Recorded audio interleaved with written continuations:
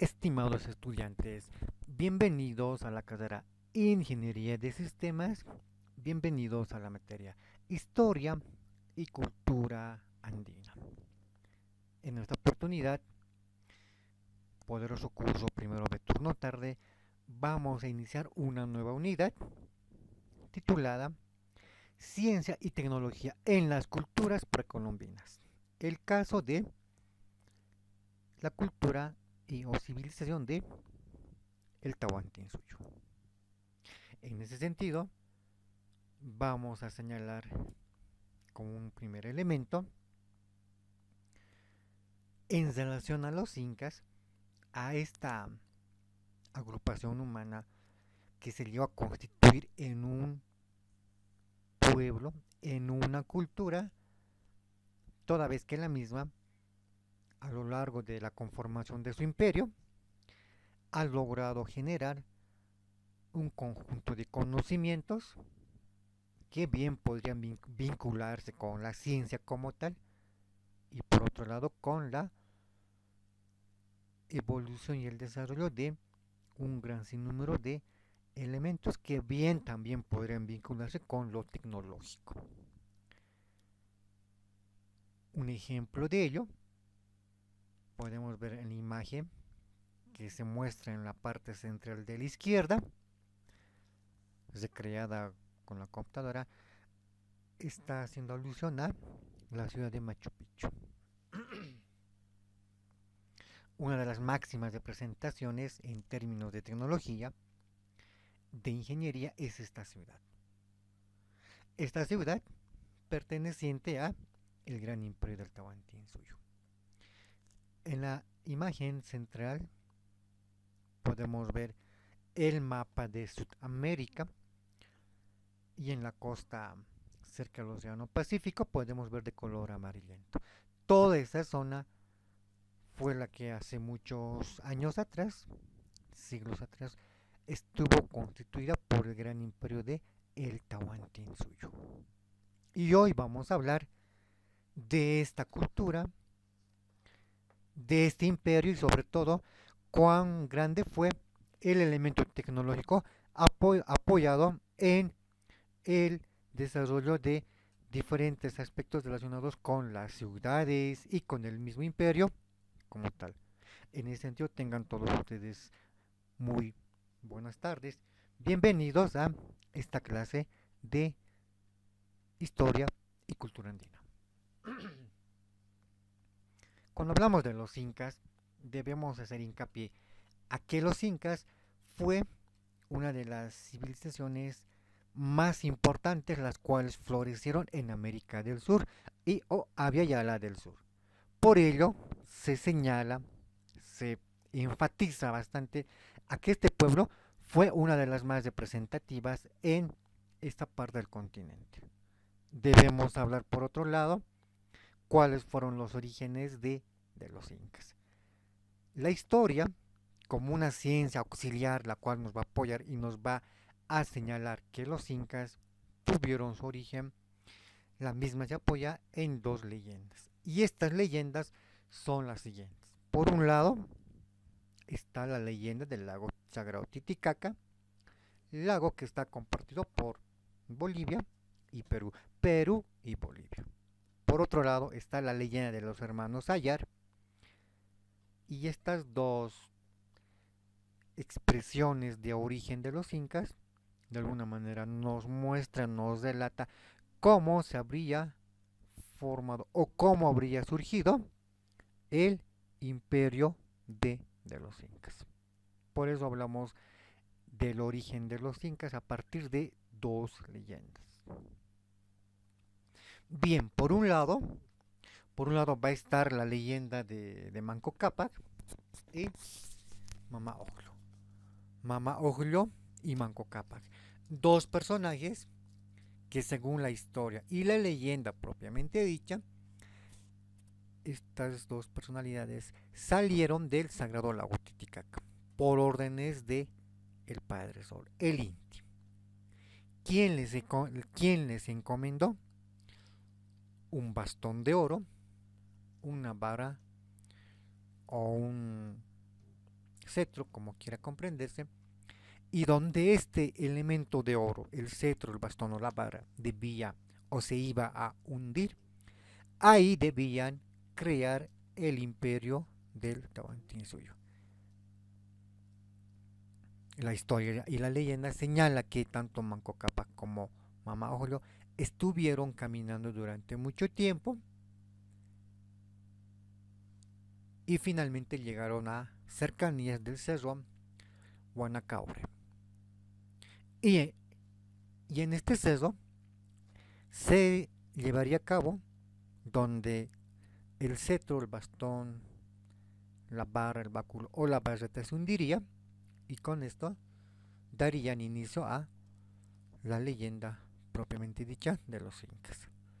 Por un lado, Manco Cápac enseñaría a los varones nativos del lugar, un conjunto de aspectos relacionados con la ganadería, con el pastoreo, con la domesticación de animales, y con esto también se daría paso a lo que sería la actividad propia de la agricultura.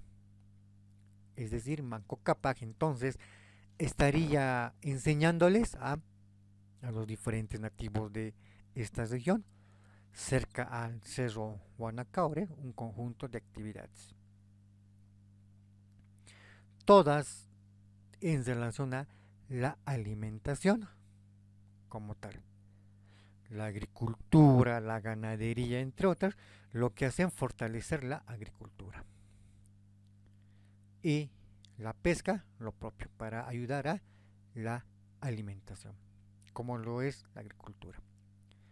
Por su parte, Mama Ojo habría enseñado a las mujeres de esta región un conjunto de quehaceres denominados domésticos, es decir, vinculados con la elaboración de comida, vinculados con la elaboración, si vale el término, de chicha, con el trasquilado, hablamos de la lana de los camélidos, llama, alpaca, vicuña, guanaco, entre otros, al hilado y finalmente al tejido. También Mama Ojo se habría enseñado a las mujeres el arte de la alfarería, la creación de cerámica a partir de la utilización de la arcilla como materia prima. Mamá Oglio les habría enseñado a todas las mujeres a cumplir un rol muy importante, al igual que Manco Cápac con los varones. Y con el paso de los siglos, esa especialización del trabajo enseñada por Manco Cápac y Mamá Oglio les habría llevado a estos habitantes formar uno de los imperios de mayor importancia en América del Sur, el imperio del Tahuantinsuyo. Así lo señala esta leyenda, así lo narra esta historia, en alusión a estos dos personas, quienes habrían enseñado a los nativos del lugar un conjunto de saberes y conocimiento para poder posteriormente formar un gran imperio. Por otro lado, cuando hablamos de origen, leyendas, también podemos encontrar la leyenda de los hermanos Ayer. Se señala que estos dos salieron del cerro Tamputoco, de esa cueva, famosa cueva llamada Pacaritambo. Salieron cuatro hermanos, cada uno con su respectiva esposa. Los cuatro estuvieron recorriendo grandes distancias y finalmente Ayer Manco y su esposa habrían sido los únicos sobrevivientes y serían quienes, al igual que Manco Cápac y Mamaotro, les habrían enseñado a los habitantes, los nativos del lugar, un conjunto de saberes. Se atribuye, por ejemplo, que de los cuatro hermanos, Ayarcachi tenía el don o la facultad de poder volar. Ayaruchu tenía una herramienta, una onda que podía generar temblores en los cerros, entre los diferentes dones y poderes que tenían estos estos hermanos. En ese sentido, estas dos leyendas, estas dos tradiciones de explicar cómo surgieron los incas, de alguna manera tratan de mostrarnos cuál habría sido el inicio de los incas en la región de el Perú, en la región de América del Sur. Por otro lado, debemos señalar que ese gran imperio es el denominado el Tahuantinsuyo, que significa cuatro, haciendo alusión a los cuatro suyos por cual está formado su gran imperio. La costa oeste del continente sudamericano limita con el Océano Pacífico y este gran imperio formó las partes de Argentina, Chile, Bolivia, Perú, Ecuador y parte de Colombia.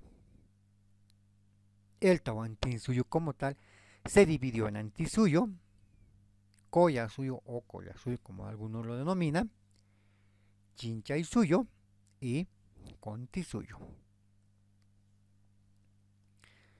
Este gran imperio naturalmente también estaba formado por sus límites. Al norte se señala limitaba con la provincia de Pasto en Colombia. Al sur el imperio del Tahuantinsuyo limitaba con el río Maule en Chile. Al este con la selva amazónica, actualmente territorio boliviano.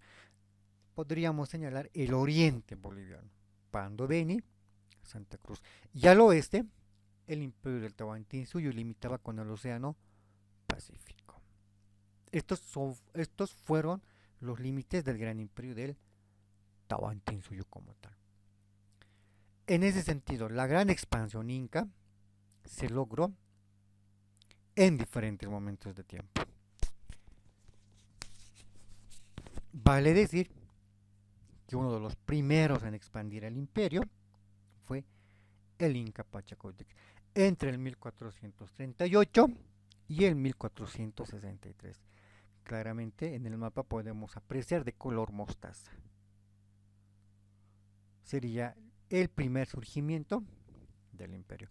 Más adelante será el Inca Pachacútec, Tupac Yupanqui, que entre los años 1461 y 1471, de color guindo, será la región el cual va a expandir, va a anexar al imperio el Inca Pachacútec.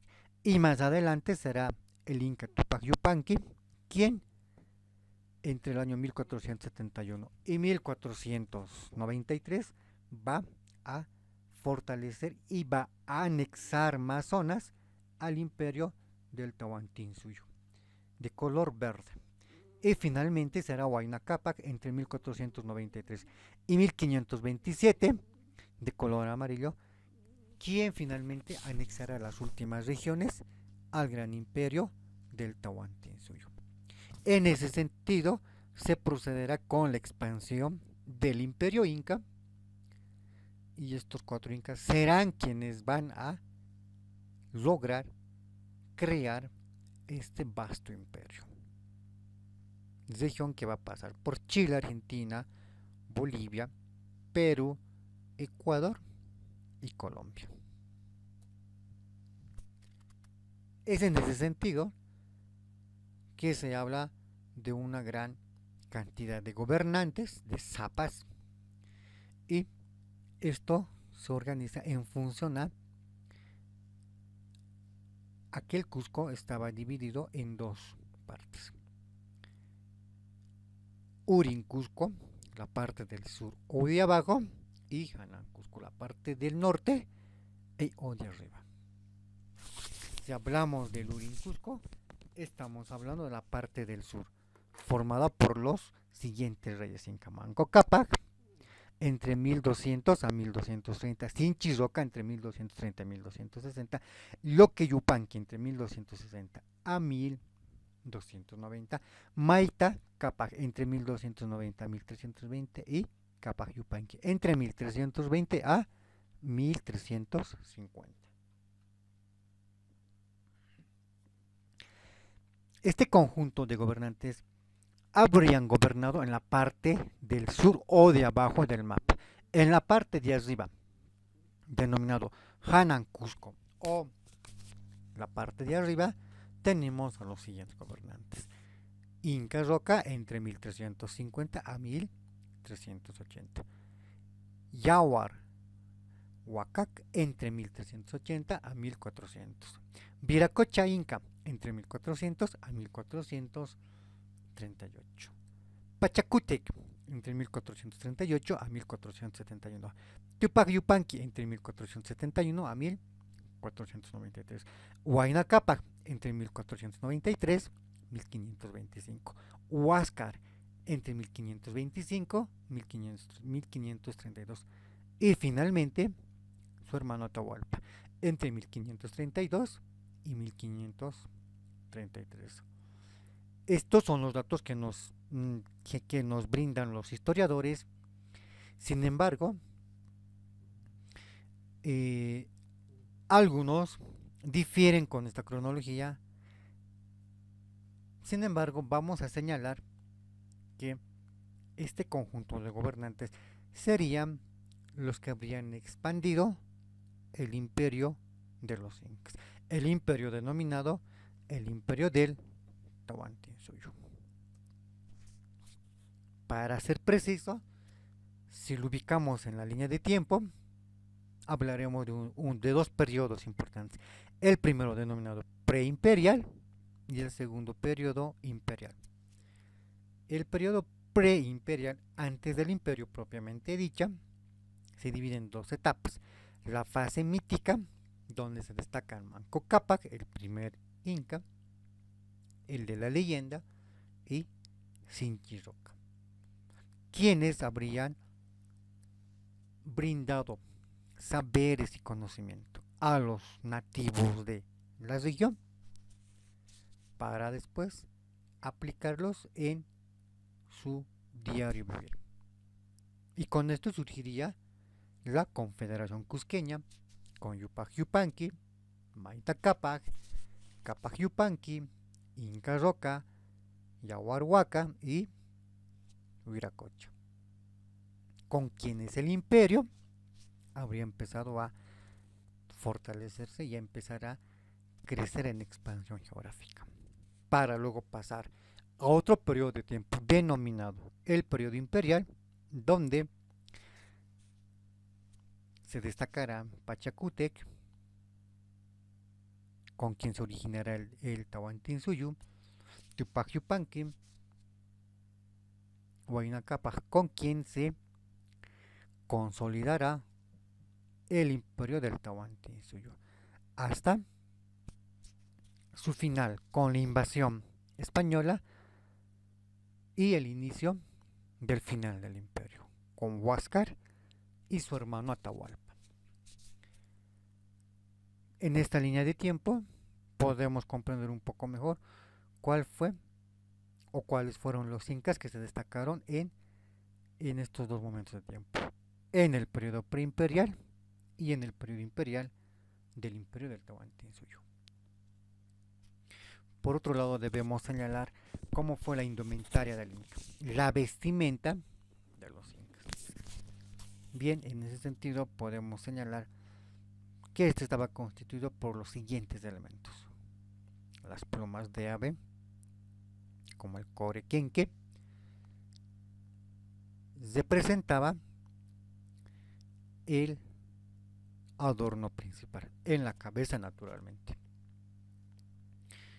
El cordón y el yautón como número 2,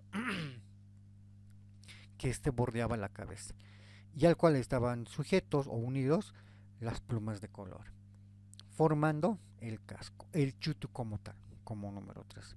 Y este emblema era muy representativo en el periodo y en la vida de los incas. Como cuarto podemos hablar del cetro, Sunturpaucar, uno de los más importantes por representar el poder, el respeto, para los incas. Como 5 estaba el rapacejo, mascaipacha. Este elemento también un elemento muy importante en la vida, en la vestimenta de los incas. 6. El pequeño cetro, la macana, que también representaba poder, o en algunos casos estaba vinculado con la religiosidad. 7. Hallamos el escudo, el banderín, el pulcancac con su huifala. Así como hoy hay ciudades con su respectiva bandera, en la época de los incas también tenían sus respectivos banderines de colores con diferentes formas, haciendo alusión a un determinado punto geográfico en el vasto imperio del Tahuantinsuyo. 8. Es la pulsera, la manilla como tal, el brazalete. En la mayoría de los casos era elaborado a partir del oro, plata, entre otros minerales. 9. La flecadura, la saxa como tal. Y este elemento va a constituirse como uno de los más importantes en lo que estaría representado hacia los incas de el imperio de el Tahuantinsuyo como tal. Por otro lado, debemos señalar la importancia de las sandalias. Estas sandalias que se han caracterizado por ser utilizadas a partir de la confección de cuero de los camélidos en el diseño. Usuta. Y finalmente la vestimenta, la prenda de mayor tamaño, la túnica, el unco. Estas son las más representativas en el imperio de Tahuantinsuyo por los señores del incaico. Debemos hablar ahora de la organización política. La organización política muy importante en el imperio. Y debemos señalar, por ejemplo, que el Zapa estaba constituido por una forma de gobierno monárquica absoluta, absolutista teocrática. Un solo elemento, un solo personaje con todo el poder, denominado el Zapa. Tenía derecho a gobernar porque tenía el poder de la herencia hereditaria. Unificó con una sola lengua, el quechua, en todo el Tahuantinsuyo. Por lo tanto, el Inca era considerado como la máxima autoridad, el Inca, el emperador. También se le atribuía poderes divinos, porque se consideraba que el Inca era descendiente de el Inti, el Sol. Por lo general, la mayoría de las dinastías, si vale el término, de los zapas y sus familias, vivían en el Cusco. Y por otro lado, el Inca generalmente contraía matrimonio con un integrante de su familia propia, con una hermana, para mantener la pureza en la línea de sangre. En el tema de la sucesión de cargo, caía en el hijo legítimo. Vale decir, no olvidemos que los incas, aparte de la colla, su esposa, su hermana, también podía tener amantes, concubinas, con quienes naturalmente también en algunas ocasiones solía tener hijos. En ese sentido, el Inca llegó a constituirse como un elemento muy importante en el imperio. Y en ese sentido, el Inca constituía en la pirámide social la cabeza, el número uno entre todo el pueblo. Le seguía la nobleza y a la nobleza el pueblo como tal. por otra parte, en cuanto a la organización política a nivel imperial,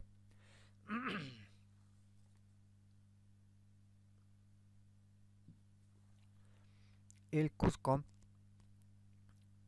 estaba dividido en dos partes. La parte del sur, llamada Urin Cusco, formado por el Contisuyo y el Collasuyo. Y la parte de arriba, el Hanan Cusco, formado por lo que sería el Chinchaysuyo y el Antisuyo. Entonces, esta forma de división era para coordinar mejor el manejo administrativo en el imperio del Tahuantinsuyo. Ahora, si vamos a hablar de la organización social, si vamos a hablar de cómo estaba organizado el imperio, tenemos que hablar del Inca como la máxima autoridad en todo el imperio. Por lo tanto, el imperio estaba a la cabeza de todo un continente, por así decirlo, y sobre esta figuraba el Inca, el descendiente del sol, el hijo del dios Olinti.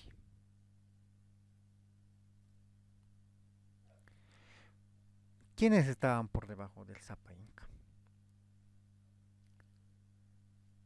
La nobleza. ¿Quiénes estaban por debajo de el Zapa Inca? La nobleza de sangre y la nobleza de privilegio. Y el pueblo formado por los Hatunrunas, los Yanaconas y los Miti Mais como tal. Entonces, en ese sentido, el imperio, formado por el Inca como la cabeza, la nobleza dividido en dos y el pueblo en tres subclases sociales, constituyen al gran imperio. El Inca, por un lado, jefe político, líder religioso, considerado el hijo del emperador, o en todo caso, el hijo del dios Olinti. Su hermana constituye a su esposa, la Coya. Los amautas formaban los maestros. Estos maestros quienes se dedicaban a enseñar en todo el imperio, en estas instituciones denominadas yachayhuasis. Algo similar a lo que sería en todo caso la universidad. Y la nobleza de sangre, quienes estaba conformada por los familiares cercanos al Inca. Primos cercanos, primos lejanos, tíos, tías y demás. Y la nobleza de privilegio formada por los acompañantes de el Zapa, los sacerdotes que lo ayudaban en las ceremonias religiosas, los jefes militares y otros allegados al Inca. Y abajo, el pueblo formado por los Hatunrunas, que eran los hombres libres del imperio propiamente dicho. Los Mitimais, que no eran más que los colonos. ¿Y qué hacían los colonos? Cuando los incas expandían su territorio, sumaban alguna comunidad, mandaban a los Mitimais para colonizar y con ese proceso ellos enseñaban muchas actividades, muchas labores como el aprendizaje del idioma, el quechua, y aprendían de estos pueblos conquistados algún elemento a utilizarlo en su beneficio. Y los yanaconas, quienes eran los esclavos producto de las guerras, quienes debían, a cambio de su vida, trabajar en el tema agrícola para generar diferentes productos para el Inca, para la clase social, para la nobleza de sangre, para la nobleza de privilegio y para los Hatunrunas, para los Mitimais y para los mismos yanaconas. Cuando hablamos de la religión, estamos hablando que el pueblo, la cultura o la civilización fue politeísta. Es decir, tuvieron más de un dios o una deidad. podemos hablar de la madre tierra, denominada Pachamama o Mama Pacha, la luna, denominada Mama Quilla o Quilla, el agua, denominada Mama Cocha, el rayo, Illapo o Illapa, y los sesos, nombrados como Apus. Esta forma de pensar de los incas estaba sujeta a un respeto a todo lo que les rodeaba. Podríamos decir que ellos eran animistas por considerar que todo lo que hay en la naturaleza posee un espíritu, posee un alma y por lo tanto merece respeto. En ese sentido, ellos desarrollaron las huactas para ser utilizadas como un tributo a estas deidades, a la tierra, a la luna, al agua, al rayo, a los cerros, entre otros. De ahí surge lo que se conoce como las huactas a estas deidades, en algunos casos para solicitar abundancia en temas vinculados a la agricultura, en otros para ser bendecidos con diferentes actividades. Y si hablamos de la religión, este conjunto de deidades o de dioses eran constantemente recordados mediante actividades rituales religiosas. En la mayoría de los casos, estas conllevaban el sacrificio de seres vivos, como llamas, hasta pequeños niños. A partir de las excavaciones realizadas por los arqueólogos en diferentes partes, que fue parte del extinto imperio del Tahuantinsuyo, se han encontrado una considerable cantidad de niños y niñas momificados hace muchos siglos atrás, producto de el sacrificio hacia sus diferentes dioses por parte de los sacerdotes incas.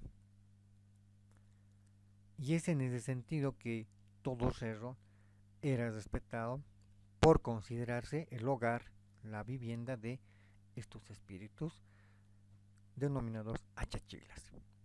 En nuestro medio tenemos la cordillera oriental, formado por los siguientes nevados: Illimani, Mururata, Huayna Potosí, entre otros, que según la creencia inca es la vivienda de los denominados achachilas. O por otro lado tenemos la cordillera occidental, formado por el Gran Sajama, al cual también se le considera la morada de uno de los grandes achachilas, a quienes los incas les rendían tributo con sacrificios de estos niños. Muy diferente al que realizaban los mayas y aztecas, los niños sacrificados por los incas eran embriagados con chicha y en ese estado eran enterrados vivos como ofrenda a estos dioses que moraban estas determinadas montañas, nevados y demás. Inti era considerado el dios sol. Viracocha, el padre creador del universo. Por lo tanto, padre de Inti. Padre de la mamaquilla de la luna y padre de Illapa. Viracocha como el padre de todo. Debemos hablar por otro lado de la existencia de las famosas leyes de los incas. Amaquilla, no seas perezoso. Amasúa, no seas ladrón. Amayuya, no seas mentiroso. Estos tres principios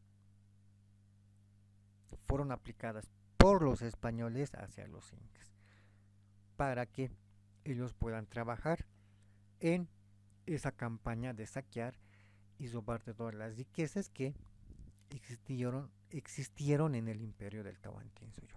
Riquezas que los españoles, como bien lo sabemos, saquearon, robaron y enviaron a la corona española. Riqueza que hoy en día le permite a España generar su economía.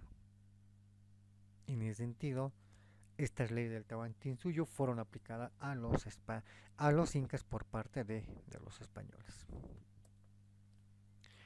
Otro elemento a destacar está relacionado con la textilería como tal.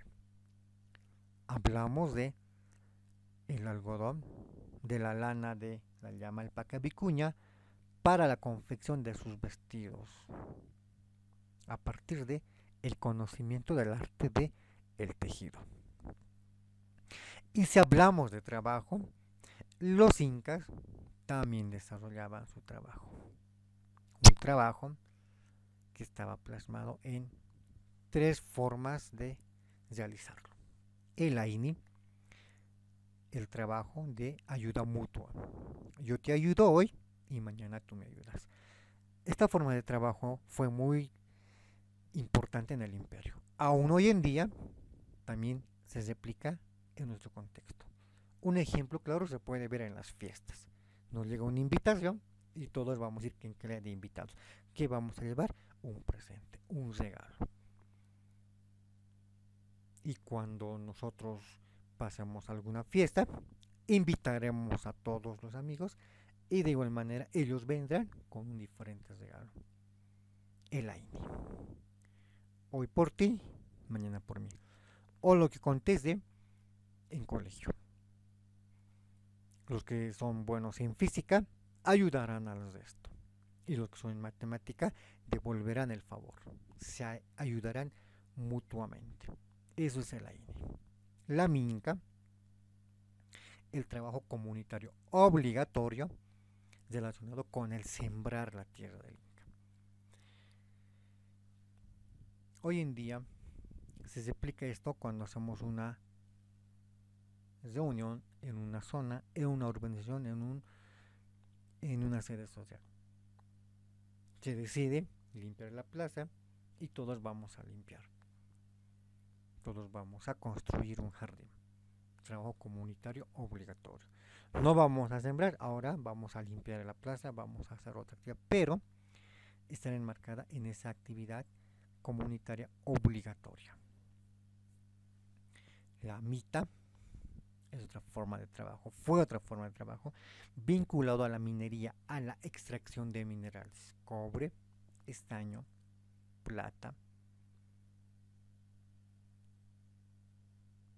puede ser oro o piedras preciosas. Entonces estas formas de trabajo fue muy replicado en todo el imperio, el Aini, la Minca y la Mita como tal.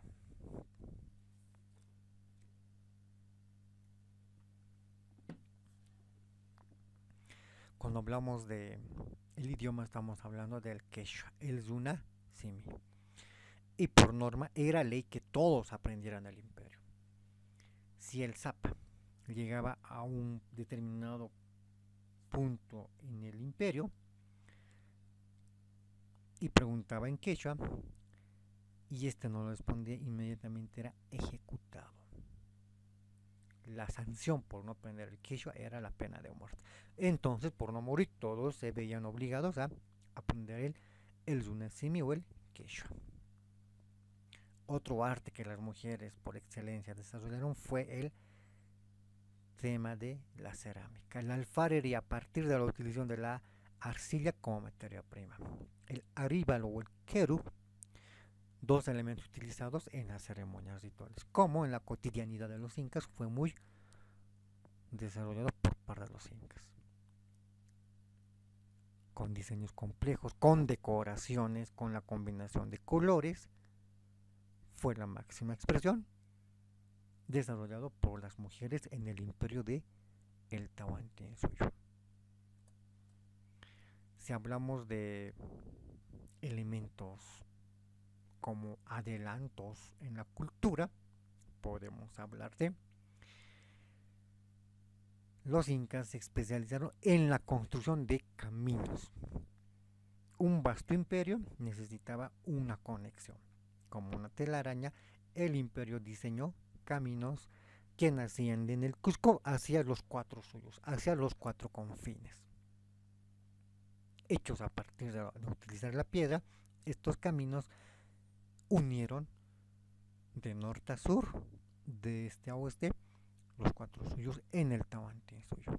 Y por estos caminos los mensajeros, denominados chasquis, enviaban mensajes, enviaban avisos de un punto a otro punto, donde descansaban en los denominados tambos, que eran como refugios para descansar o para pernoctar, para dormir durante la noche. Estos fueron los grandes avances de ingeniería de los incas, porque estos caminos pasaban por montañas, por cerros, para unir dos regiones, dos poblados con el Cusco. Debemos señalar que otro adelanto tecnológico de los incas fue el quipus. ¿Qué es el quipus? Un conjunto de cordeles de colores con diferentes nudos. Estos nudos representan un número, una cantidad que podía ser tranquilamente la cantidad de recién nacidos, de fallecidos, de mujeres, de niños, de niñas, de jóvenes, de ancianos, cantidades que implicaba cosecha. Por lo tanto, este fue un gran sistema de contabilidad inca que le permitió a los incas al Zapa mantener el control sobre su imperio, sobre sus bienes, si vale el término. ¿Y quién manejaba el quipus? El contador de los incas, denominado Quipu Camayoco, el experto en el sistema de contabilidad. Por lo tanto, los incas también tuvieron su proceso de avance tecnológico, como la contabilidad.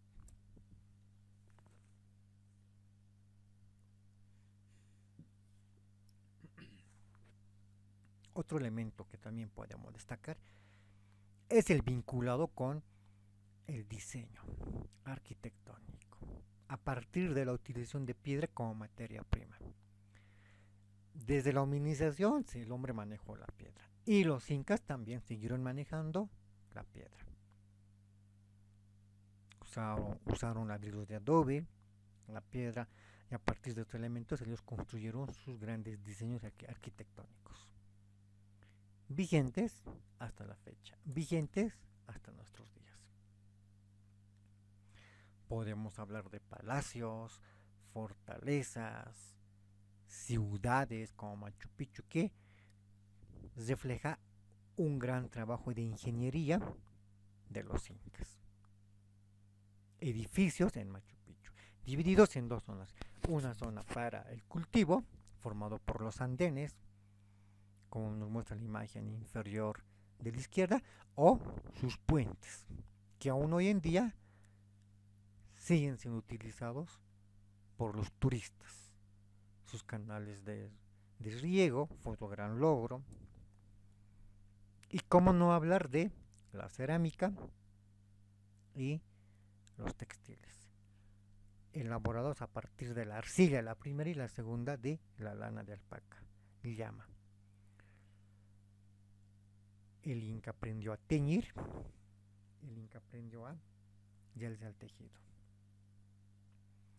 Los querus, los vasos ceremoniales, que eran muy utilizados en sus eventos importantes, o el cumbi, el vestido utilizado por los incas en su cotidianidad.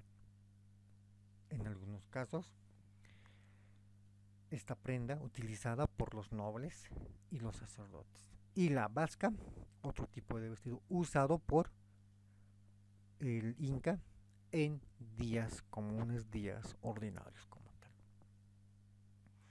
Entonces la arquitectura inca va a ser un ejemplo de ingeniería en la construcción, porque vamos a encontrar diseños en forma de tipo civil, militar, religioso, utilizando la piedra, el adobe. Y esta será la gran mayoría de grado de ingeniería por parte de los incas en el pasado. Machu Picchu es un claro ejemplo de arquitectura militar, dividida en dos zonas. La zona destinada a la agricultura y la zona destinada a la vivienda como tal. Ollantaytambo, Sacsayhuamán, fortalezas que aún hoy en día son el legado de el imperio de el Tahuantinsuyo o los andenes, parte de la arquitectura civil destinadas al cultivo de diferentes productos, papa en una amplia variedad, divididas en pisos ecológicos, como el legado en Pisac, por ejemplo. Estos templos aún van a permanecer hasta nuestros días como el legado, como la herencia del gran imperio de los incas, como el Tahuantinsuyo.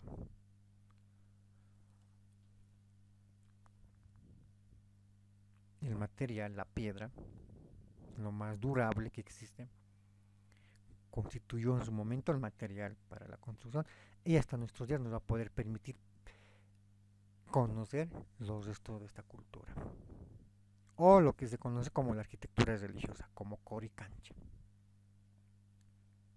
donde claramente podemos ver los muros, donde simétricamente los bloques fueron posicionados uno sobre otro, tan precisos que es casi imposible poder penetrar una hoja de papel entre bloque y bloque.